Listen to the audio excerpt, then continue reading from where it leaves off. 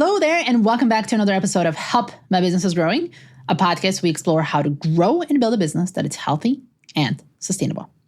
I'm your host, Kathy Svetina, a fractional CFO and a founder of Newcastle Finance, a company where we believe that everything that you do in your business will eventually end up in your finances. And to get to healthy finances is to have a healthy business. Well, the question is, how in the world do you get there? Well, this is where this podcast comes in to help. And today's podcast episode is going to be dedicated to innovation. And while you might believe that innovation is all about creating new tech or product, it is much more than that. It includes trying out new ideas, looking at things from different angles, and making smart decisions, which means that you're growing in a smart way. But the question is, how does innovation really look like in a smaller business, especially small business? And are there any special tools and techniques that you can use in your business to innovate more? How is it going to drive success? And what can you do as a leader to create a culture of innovation in your business? That is an especially important one. You can find all the links and the detailed topics in this episode show notes. My guest today is Steve Wunker, who is the managing director of New Markets Advisors, a global consulting firm focused on innovation. He was responsible for one of the world's first smartphones, pioneered the mobile marketing and commerce industries, and partnered with a longtime colleague, Harvard Business School's Clayton Christensen, in building the consulting from InnoSight. He's also the author of 3 award-winning business books and the co-author of a new book, The Innovative Leader, Step-by-Step Lessons from Top Innovators for You and Your Organization. It's going to be a really, really good conversation, so I invite you to please join us.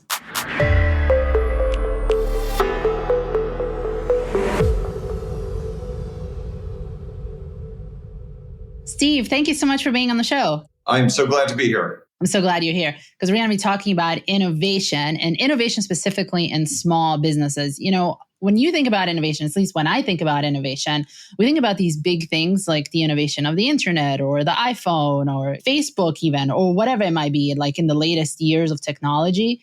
But innovation itself also happens in small businesses all the time. Can we talk a little bit about that? Sure. Look, this is a superpower that small businesses have. Big companies, they're not so great at innovation oftentimes. They can be slow, they can be unresponsive to customer needs. The decision makers can be pretty far removed from the day-to-day customers. Whereas in small business, usually the owner is directly involved. They can make decisions, they can try stuff, they can see what's working or not. So absolutely, small businesses, a lot of the great innovations that we have in our economy started with small businesses. And how would that look like in a small business? Is there like a specific process that you go through? Like, can you walk us through it? So most small business people, I think, are listening all the time to customers, but it does pay to step back sometimes and really think about, what are you hearing? What are trends? What are maybe bigger trends in the industry or in adjacent industries that can impact what a small business is doing? When you step back like that, it's super useful to frame the problems that you're trying to solve before you jump to solutions. Time and again, people want to get to the ideas. And look, ideas are fun. They're exciting. We love our ideas. But the real power of innovation lies in a well-framed question, not necessarily in your idea, which, look, most likely is going to morph as it gets implemented. It's interesting you say that because the one thing that comes to mind was, going back to the whole Apple example and the iPhone example, I don't think anyone expected the iPhone to go the way how it is. And if you go to your customer, I think they have limited imagination of what is actually possible and what can be possible. I don't think any of the customers will come up with, hey, we want an iPhone that's actually going to be a screen. So how do you manage that when you're thinking about innovation? It's a great example. I used to work with Clayton Christensen, who wrote books like The Innovator's Dilemma and coined the term disruptive innovation. And he would chuckle at how he got the iPhone so wrong when it came out. The first week it came out, he did press interviews saying, Nokia is so much bigger and has so many more resources. It's just going to clobber Apple. And he realized what he got wrong the most was that Apple hadn't launched a phone. It had launched a mobile internet device, a way to access an app ecosystem. It had launched a music player. And yeah, it was a phone too. But he had framed it incorrectly, whereas the folks at Apple had done it right. When you really step back and you ask not what do you want in a phone, but what are you trying to get done, you come to a very different realization. It's the famous Henry Ford quote, if I'd asked customers what they wanted, they would have told me a faster horse. So you need to step back and really understand the context before you start thinking about, well, I'm selling widgets, so who wants a widget? Sometimes the things that are adjacent to widget, or sometimes the customer experience of buying a widget, that's what matters more than the product itself. So take that customer view before you take the company view.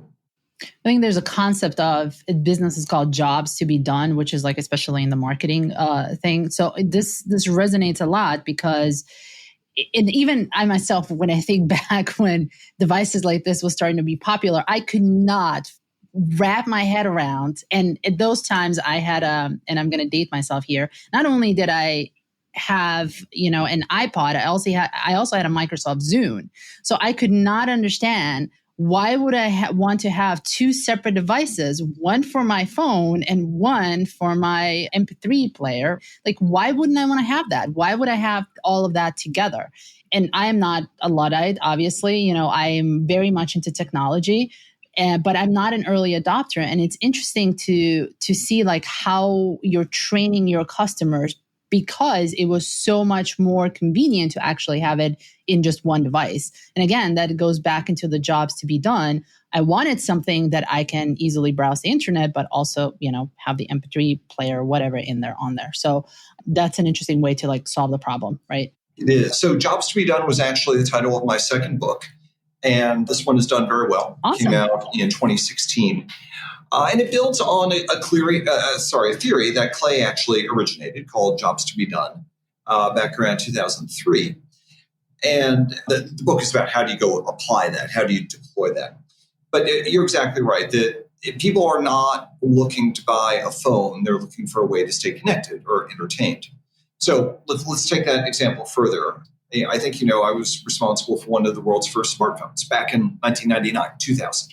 And I mean, it was so early that we didn't even have the word smartphone, right? We didn't even have a name for this thing we were creating. So the concept of Jobs to be Done hadn't really come out yet. But looking back, that's what we did when we went to our target users, who were the sort of upper income people who could afford what then seemed to be an outlandishly expensive price for a phone. And we understood that messaging was really important. Maps and navigation was really important. Games were really important too. They were all meeting different jobs to be done. So at that time, we even had an idea about what a basic smartphone would do. Now, I'll tell you, our biggest mistake we made is that we didn't choose. So we should have done what BlackBerry did, which was just do messaging and do messaging really, really well.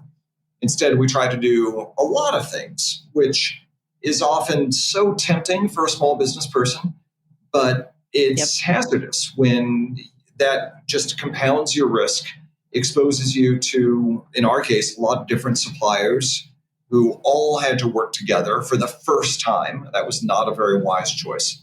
We should have just picked our shots and then had a stepping stone strategy on one job and then another job and then another job, which is how actually smartphones ended up evolving. Mm-hmm.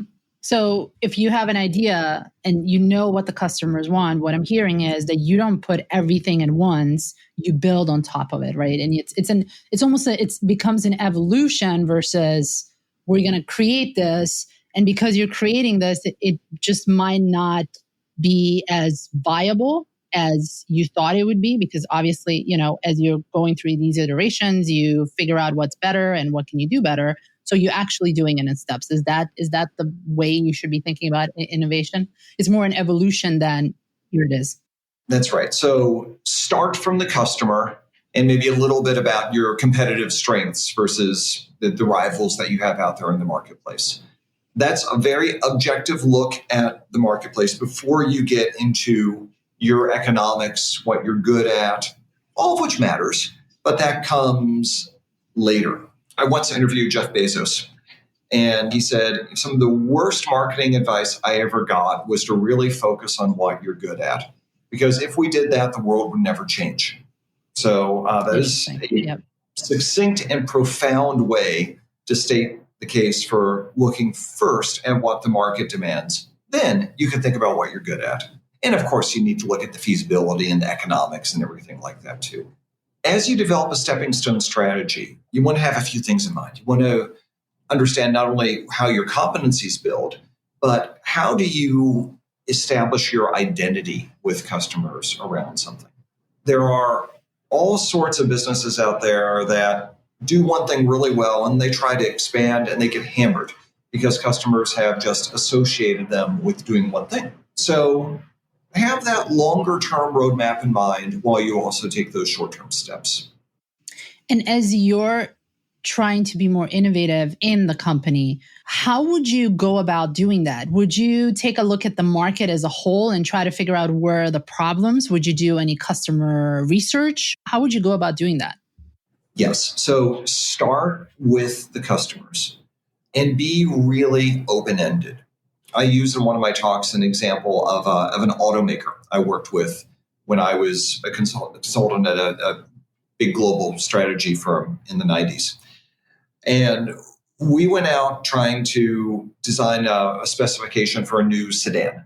And we had this survey of 300 variables. What's important to you? What's frustrated? People came back and they said, brakes. Brakes are really important. So we took that to the company and they laughed us out of the room because they said, nobody buys a car based on the brakes. Of course, they were right. No, I have certainly never bought a car based on the brakes. At the same time, BMW was out there trying to revive the Mini brand, which had been defunct since the 1960s. And the way they framed their research, they didn't even say they were working on behalf of a car company. They wanted to understand what was important to their target consumer, who at the time was a woman in her 30s. And what they kept hearing was, I am still fun, I'm spontaneous, I'm unique. And so they decided to create a car brand based around that. Now, yeah, it also drives, right? It probably has decent brakes, but it's that bigger job done that the other automaker wasn't even thinking about because they didn't frame it, first of all, from the consumer's perspective. So start with your customer and then think about how your product might relate to those jobs to be done. And this is a great example because, as you were talking about this, would it be possible to, as they got the feedback on what is important to women in their 30s, could they have just taken one of the car models that they've already had and just rebranded it so that it would match the consumer's idea? Could that have been a strategy? They certainly could have.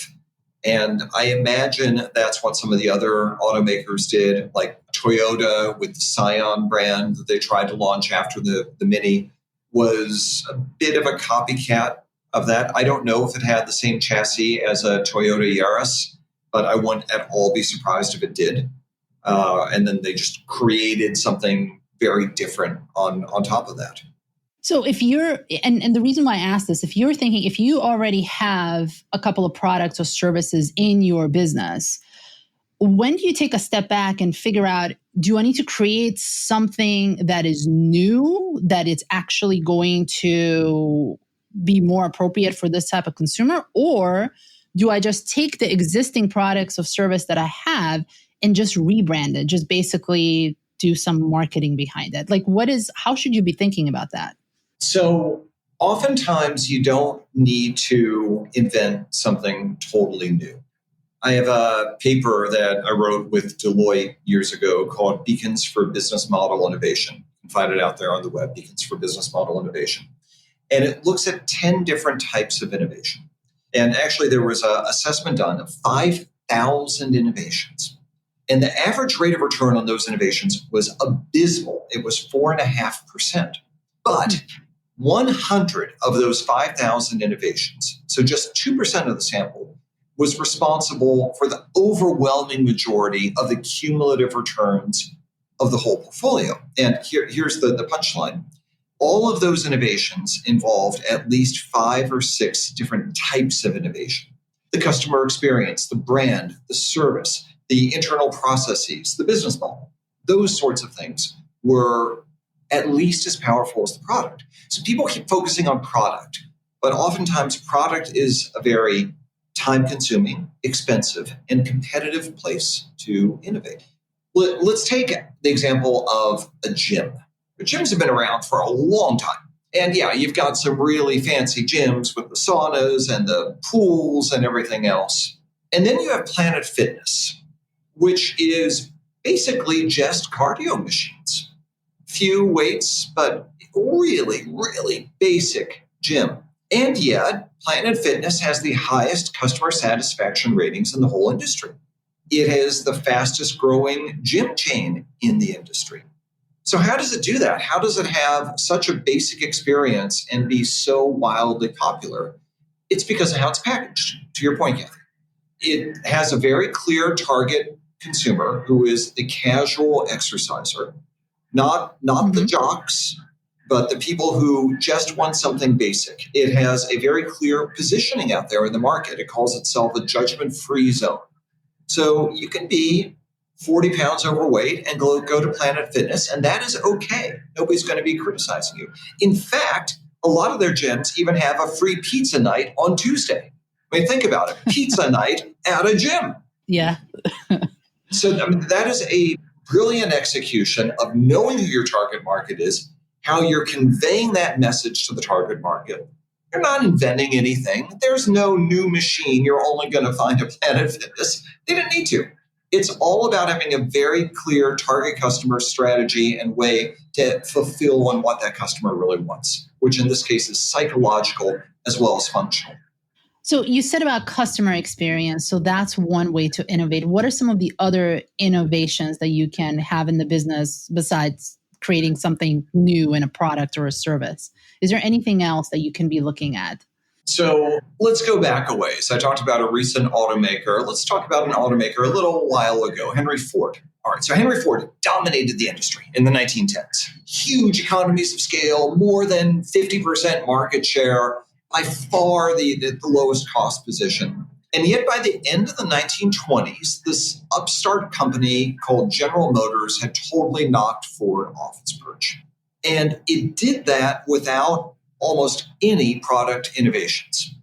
But the auto trade-in is an invention of General Motors. Auto financing is an invention of General Motors. Even the way that modern companies are organized with line functions and staff functions is an invention of General Motors. The multi-brand strategy of Chevrolet all the way up to Cadillac, that's an invention of General Motors. So they did all that without inventing anything really on the product. It was in the way that they sold and the ecosystem of offerings that were around it and the branding and how they did dealerships and all sorts of stuff that I didn't mention. That was the genius of what General Motors pulled off. And it's a playbook that other people can follow too.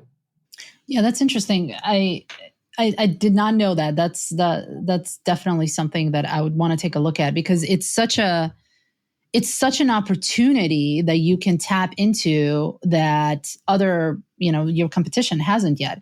So when you're thinking about this, is there anything any questions that you might be asking yourself or any frameworks that you have out there that would be helpful as you're thinking about this in a broader scope of what can I do to be different from the competition and to innovate in that way? Anything that would be helpful?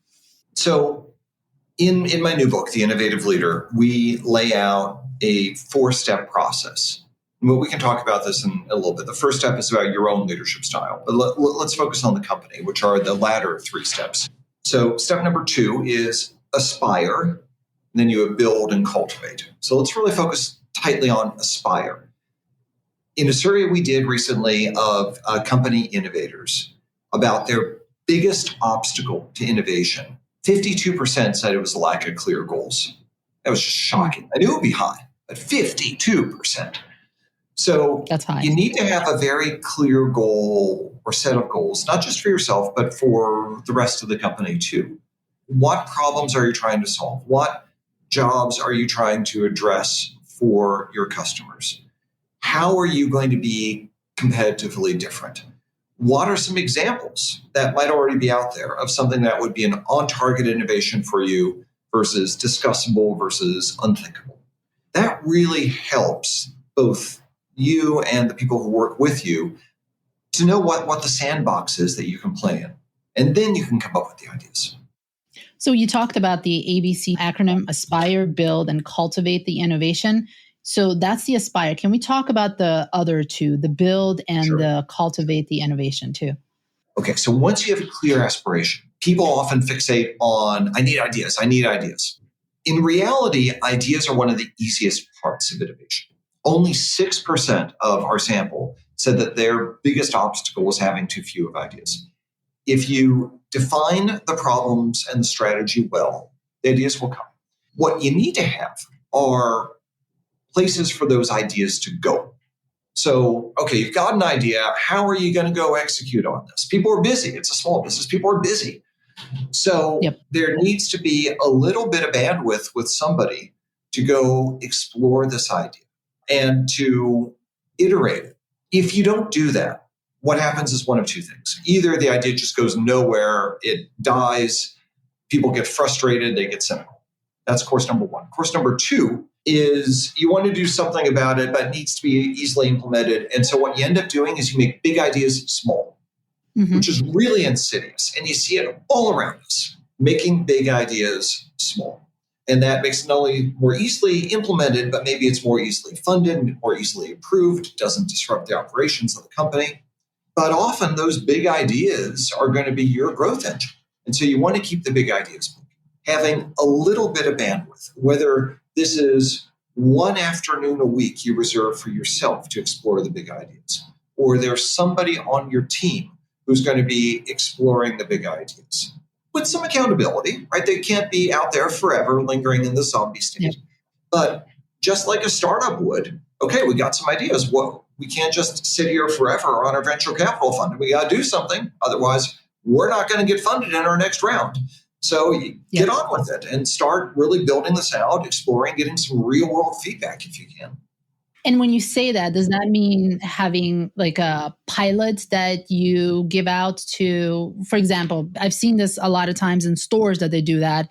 They put together like a little test experience, or maybe they roll out that in just a couple of stores versus, nationwide.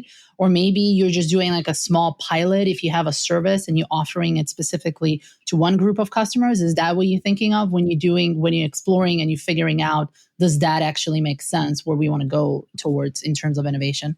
So sometimes you can go do that. It depends what it is, right? If you're a food company, yeah, you can do that. Or a fragrance company, yeah, you can probably do that. But there are a lot of things you can't just pilot. So what you need to do instead is look at your idea and really rigorously think about what are the key assumptions and risks that are embedded in that idea. Risks that might be related to market acceptance, or maybe it's about the availability of a component or the price competitiveness of a supplier or competitive response.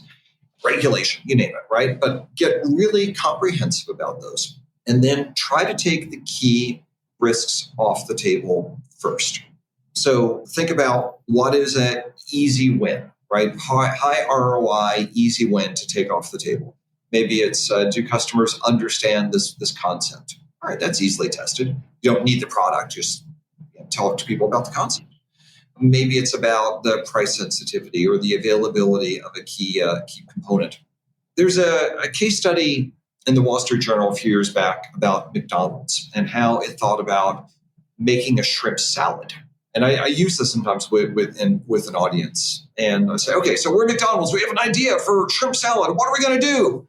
And a lot of people jump right to, okay, let's do a test market and see about, do people like shrimp? Wrong. That is going to take a lot of time and be very expensive.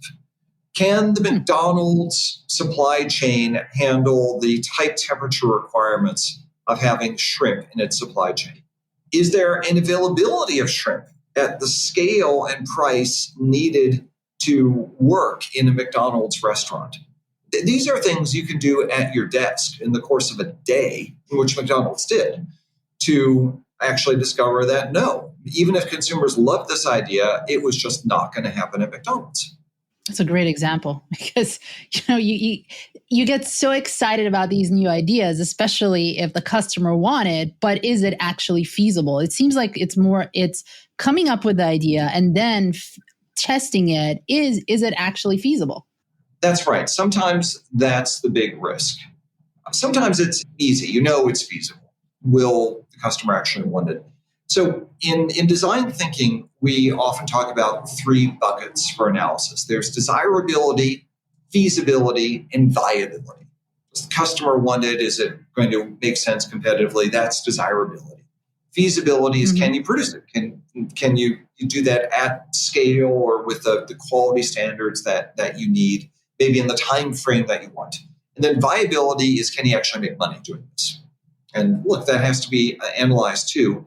It does not need to be this gigantic exercise. I once worked with a company that it was in the medical product industry, and it insisted on a 10-year analysis of the net present value of cash flows for any new product. And that had such an incredibly harmful effect on innovation in the company. Because the fact is, for big innovations, you don't know. You're just kidding yourself if you're projecting out 10 years. And so what people would do is be super cautious in their assessment, and they would also put most of the value out in years like 9 and 10. And because they discounted their cash flows back to year 1, those far out cash flows looked not very meaningful compared to all the costs that were going to come early on. And so the company ended up playing real small ball, going after these little incremental improvements and missing out on a lot of the big stuff until it finally changed that system. That's a great example of where finance can actually hold the business back. And I've seen this a lot in the businesses that I work with, especially in the corporations, where you're either too cautious or you're too optimistic.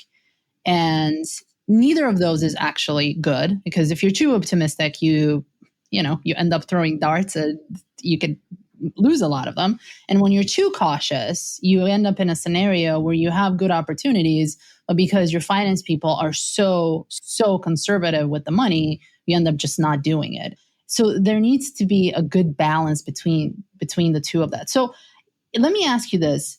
If you're working with you as an innovator with the finance department to come up with that, what would you want them to know about the innovation part so that would be helpful? So the first thing I want them to know is about their own core business. What's the baseline? Is it today or is it maybe declining? Is it going to be disrupted by something or is it just in secular decline for whatever reasons? Oftentimes we look at the baseline as 0, when in reality it's not 0. It should be negative. So that's number 1. Number 2 is rather than come up through the crystal ball and say the net present value of this innovation is $16 million, I would much rather say, what do you have to believe for either the net present value or maybe it's the IRR or the ROI, name your financial metric of choice, to hit some threshold amount? And then how do we deconstruct that back to the underlying assumptions? Okay, if we needed to have revenues of $20 million in year 3, then we need to have however many million customers buying it at this price point, and we expect to have this kind of margins. Okay, now we can go look much more specifically and say, do we believe that? Do we believe we can get 500,000 customers? Do we really think we can sell that at $20? Now we've got something really tractable as a problem to work with. Yep, I like that. You're stress testing the assumptions, because yes. I always say that just because you put something on a spreadsheet, it doesn't make it true.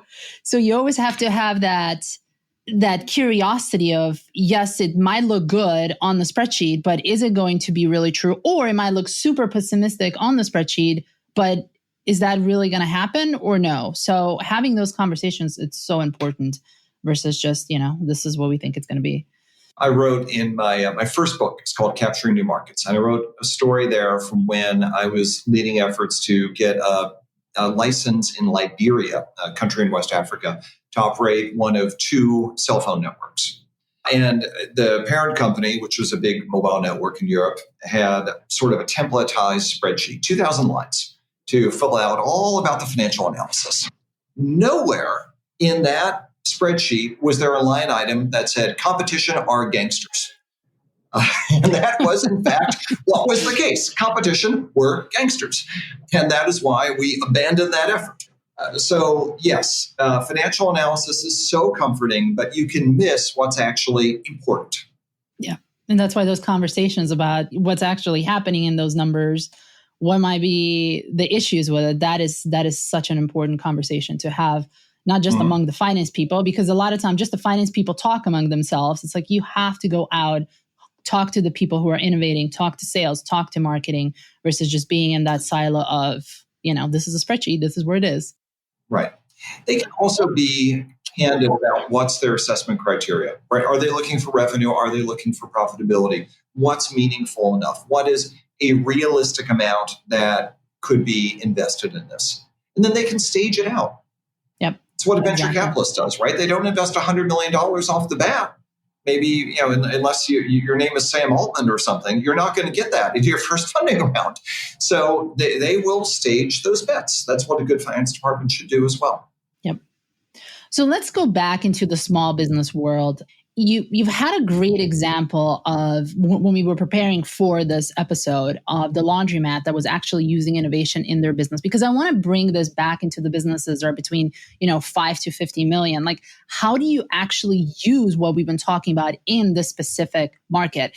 And I thought that laundromat example was such a good one. Can we talk about that? Sure. So for the book, The Innovative Leader, we interviewed 50 great innovative leaders, and some were big company CEOs like the CEO of Microsoft, but a lot of other ones. One of them was a guy named Rafiq Karimi, who runs a dry cleaning business of about 20 stores in Chicago area called CD One Price. And I thought of Rafiq as sort of the Henry Ford of dry cleaning, because he has thought through everything and reconsidered the process.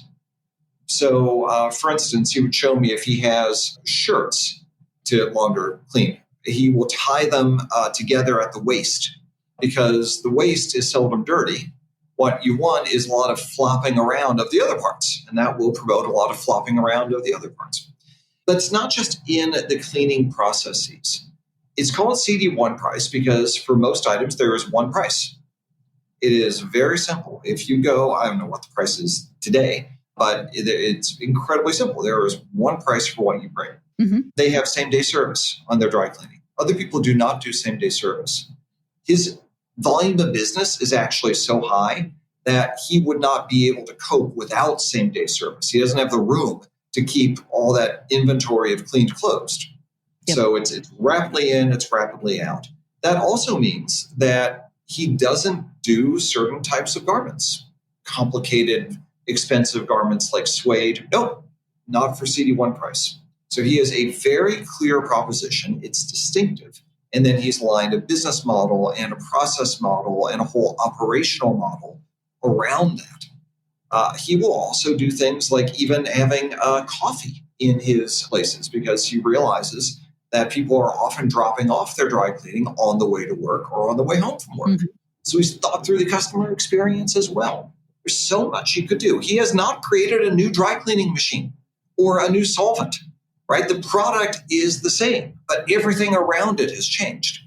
And I don't know if you know this, but do you know how he came up with these ideas? Were they all implemented at once, or was it one at a time as he got more information? Do you have the info on that? It is certainly one at a time. He's been in this business for a while. It started out as just Cleaners Depot. It was not One Price. And then he figured, okay, nobody cares about a name like Cleaners Depot. They care about One Price. So we're going to be CD One Price as the name. And, the coffee came later, for instance. So, yes, it was bit by bit, but he knew from the get-go that in a crowded and declining market, dry cleaning is a declining market in the United States, mm-hmm. that he needed to be different in order to thrive. That's a great example. And I really like this example, one, because, I know the company. I'm actually from Chicago. So I live in Chicago, so I know the company. But it's such a great example of, like you said, he did not invent a new cleaning machine. He did not invent a new solvent, but there is still opportunity to actually grow, even if there is a declining market. And that is such a great example.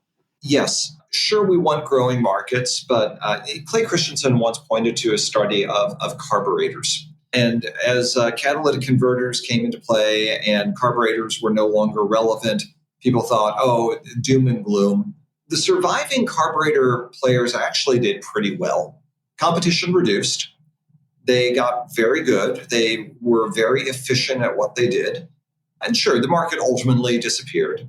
But it took a while for that to happen. And in the meantime, the remaining players made a whole lot of money. Yep. So, Steve, we've talked about all this innovation. We're at 37 minutes into this podcast. And if someone is listening to this and they have a smaller business, they say, okay, I understand this conceptually, but if I really want to start innovating, what is it that I can do in terms of an action step in the next, couple of weeks to get me closer to that innovation that I need in my business? What is the one thing that they can do?